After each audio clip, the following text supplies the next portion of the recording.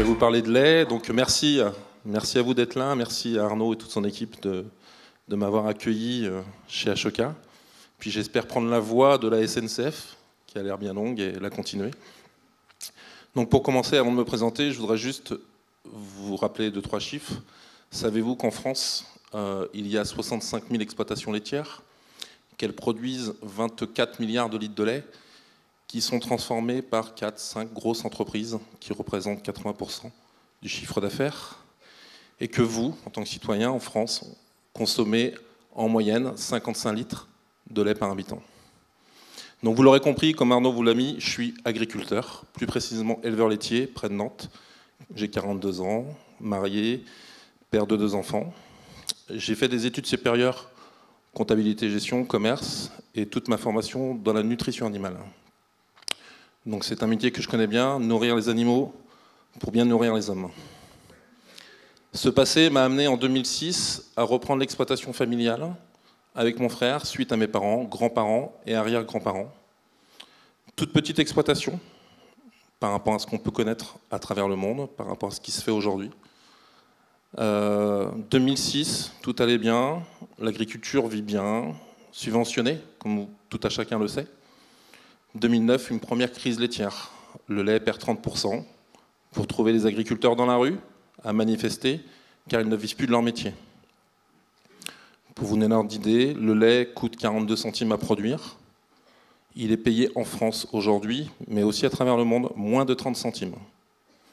Les subventions européennes ont diminué de 20%. Ce qui fait qu'aujourd'hui, je vais vous donner 3 choses à retenir, parce qu'on est nombreux à passer, et que vous n'allez pas pouvoir retenir.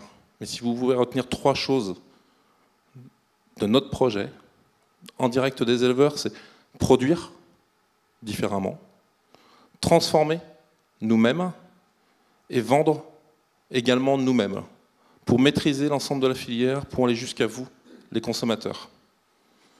Donc je vais détailler chaque chose. 1, la production. Vous me dites, je suis agriculteur, je sais produire. Les agriculteurs savent produire depuis très longtemps.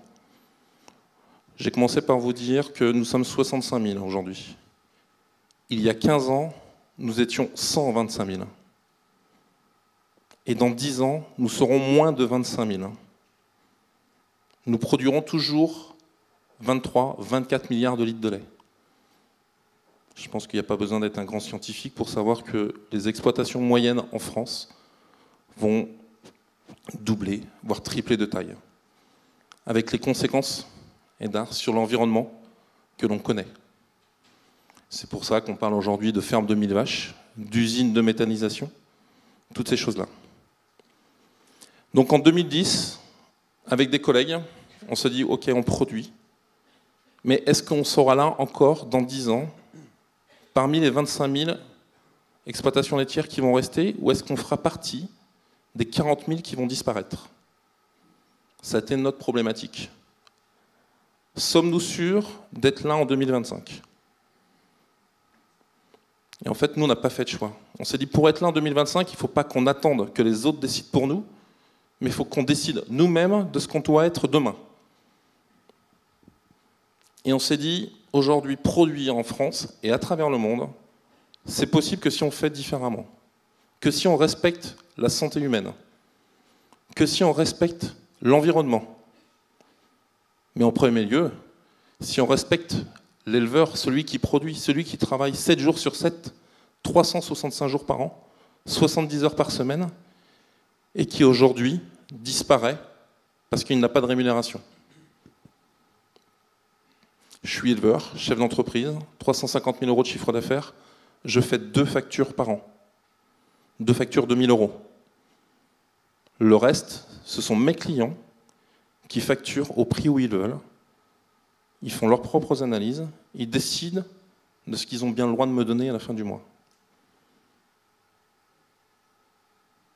Donc nous, on a décidé de produire autrement. Ça veut dire quoi?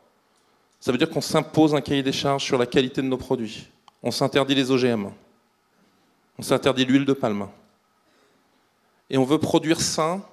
Et pour produire sain, on va y mettre des oméga-3 naturels. Les oméga-3 naturels, c'est quelque chose qui est bon pour la santé humaine, mais qui est aussi bon pour l'environnement. C'est 30 à 40% de méthane en moins dans les exploitations laitières. Plus besoin de faire de méthaniseurs. On fait disparaître le méthane à la source. Polluer pour faire de l'électricité, c'est pas notre métier. Ok, on produit. Mais ça, vous me dites, il est agriculteur, il sait faire. Ses grands-parents, arrière-grands-parents savaient faire aussi. Pour aller plus loin, pour maîtriser la filière, il faut transformer. Et c'est là qu'intervient tout le projet en direct des éleveurs. C'est-à-dire transformer nous-mêmes, ça veut dire à un moment donné faire le choix d'investir dans un outil de transformation. Créer une nouvelle laiterie, chose qui ne s'est pas fait en France depuis plus de 20 ans. On en a plutôt fait disparaître une dizaine tous les 2 ans. Mais créer une laiterie, ça coûte de l'argent. Et seul, on va peut-être vite, mais ensemble, on va loin. Donc ça, c'est l'étonnatrage, ça devient de l'Afrique. Donc on a été chercher des chefs d'entreprise locaux, on leur a exposé notre projet, on leur a dit comment on peut faire aujourd'hui. Chose qu'on a multipliée aujourd'hui en venant voir Ashoka, parce qu'on veut le multiplier. C'est de se dire, il faut financer tout ça, créer une laiterie, ça demande des moyens. Donc ces partenaires, on a été voir le département de la région, qui nous aide aujourd'hui sur un montage financier pour créer une structure immobilière. Puis après, il a fallu transformer. Mais transformer, c'est là aussi faire attention à l'environnement, les énergies, tout ça. Donc nos partenaires, certains sont dans la salle aujourd'hui, nous ont aidé à faire un montage financier permettant aux éleveurs de rester propriétaires de leur outil, en ayant des investisseurs qui sont capables aujourd'hui de nous apporter les moyens financiers de créer le process qui va faire que le lait cru va sortir UHT pour que le consommateur français, qui consomme 90% de lait UHT, puisse l'avoir. Donc là, on maîtrise la production, la transformation. Et dans la transformation, on a dit, c'est bien, mais si on veut avoir une vraie empreinte environnementale, ce n'est pas nos briques carton et ce n'est pas nos bouteilles plastiques faites à base de pétrole qui vont résoudre en grande partie aussi cette empreinte environnementale. Donc on a été un petit peu dans le nord de l'Europe, parce que là-bas ils ont beaucoup d'avance. Et on va être les premiers en France à vous proposer une poche de lait. Comme une journaliste nous l'a écrit, c'est quoi cette poche de lait? Cette poche, elle permet de réduire de 68 fois la quantité d'eau à la production. 68 fois, c'est peut-être un chiffre qui ne vous parle pas, mais c'est l'équivalent pour notre petite laiterie d'une communauté de communes de 40 000 habitants économisée en eau tous les ans. C'est 21 tonnes de déchets qu'on ne produira pas par mois. Si vous ajoutez ça à la production avec moins de méthane, nous avons un impact sur l'environnement très important. Donc on produit, on sait faire, on transforme, on a un outil. La problématique aujourd'hui, c'était aussi qu'il fallait vendre. Et l'agriculture, depuis 35 ans, elle est dépendante. Dépendante de tout un système, de tout un tas de gens que l'on fait vivre et qui prennent la marge de l'agriculteur. Donc vendre, dès le début, avant même de construire une usine, on a été sonder le marché, faire des études de marché, et on a trouvé des partenaires qui, eux aussi, ont été à un moment donné pris dans une spirale négative de qu'il fallait vendre à tout prix et pas cher. On a proposé aujourd'hui, parce qu'en France, 90% du lait est consommé via des grandes et moyennes surfaces, à des partenaires qui sont les Leclerc et les U, de changer leur mode de fonctionnement, de respecter le travail de tout à chacun et de pouvoir promouvoir un produit qui rémunérerait le producteur à sa juste valeur, qui serait bon pour l'environnement et bon pour la santé humaine. Donc aujourd'hui, dans 6 mois, quand notre lait va sortir, vous allez pouvoir le trouver dans les magasins, mais pas partout en France. Pourquoi? Parce qu'il faut produire, certes, localement, mais consommer localement. Donc c'est l'étape pour laquelle on a été choisi, en tout cas en grande partie par Ashoka, c'est que ce modèle, il se veut duplicable. Duplicable en France, mais pas que. La problématique agricole, la problématique laitière est la même à travers le monde. La population agricole au monde est la population la plus pauvre et celle qui n'arrive pas à se nourrir.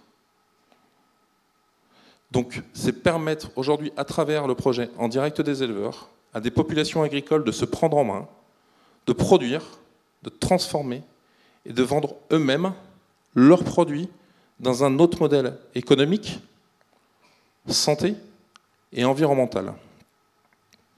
Donc ce modèle de duplication nous a amené aussi à faire des choix stratégiques qui étaient importants. Je vous ai dit tout à l'heure que les éleveurs sont dépendants. Donc aujourd'hui, on a choisi de les amener vers l'indépendance. Et on a des partenaires, entrepreneurs, bien souvent, qui nous ont accompagnés pour former les éleveurs justement à l'entrepreneuriat, au management, à la communication, à la formation, pour les amener à demain pouvoir être des vrais chefs d'entreprise, pouvant répondre à notre problématique qui est de produire, transformer et vendre eux-mêmes. Donc la duplication à travers la France et ailleurs devra se faire par des éleveurs qu'on aura formés, à qui on aura appris l'ensemble des connaissances nécessaires à changer leur mode de production, à transformer autrement et à vendre eux-mêmes. Et pour ça, on a un petit dicton entre nous, et qui va bien avec Ashoka et avec la mangrove d'Haïdar. Le monde agricole aujourd'hui fait beaucoup de bruit.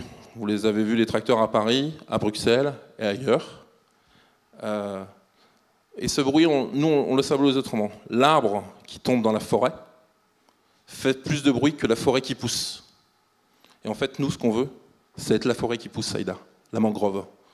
Donc ensemble, soyons cette forêt qui pousse, et prouvons que l'innovation, elle peut aussi être dans le pré. Merci. Bravo. Merci.